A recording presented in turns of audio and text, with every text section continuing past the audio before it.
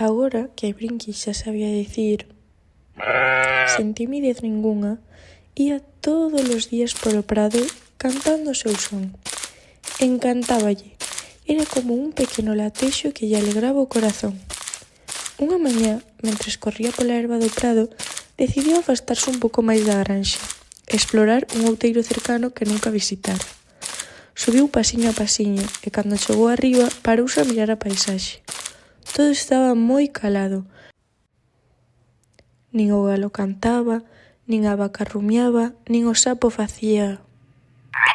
Brinqui ergueu a cabeza e dixo baixiño. Entón aconteceu algo maravilloso. Dende o fondo do val regresou unha voz suave como a un segredo. Brinqui deu un chimpo do susto, mirou á dereita, mirou á esquerda, pero non viu a ninguén. Quen fala? Preguntou.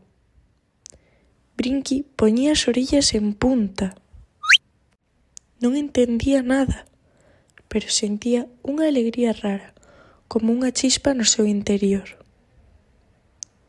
Probou máis forte, e a voz regresou simpática. A ovelliña abriu moitos ollos. «Estáme contestando!», exclamou. Deuse media volta, correndo, baixou o outeiro e dixo emocionada: «Teño que contarlle isto ao granxeiro!». Ao baixar do outeiro, encontrou o granxeiro camiñando por un sendeiro cercano. «Brinqui, pequecha, que fas tan acelerada?». Ela, entre saltos, explicou todo: a voz, o outeiro, o ve que volvía, o misterio. O granxeiro escoitou atentamente e logo sorriu. «Brinqui, o que acabas de descubrir chámase eco. É como un amigo que repite o que ti dis. Cando falas nun sitio onde as ondas rebotan, o son volve cara a ti. É un fenómeno da natureza, pero tamén é un bo compañeiro». Brinqui quedou calada un instante e preguntou: «Entón, non é unha ovella de verdade?». «Non, pequena», respondeu o granxeiro con tenrura, «pero pódete facer sentir acompañada. E lembrache que o teu ve é tan forte, tan fermoso, que ata a montaña quere repetilo». Brinqui sorriu. «Pois entón o eco será o meu novo amigo».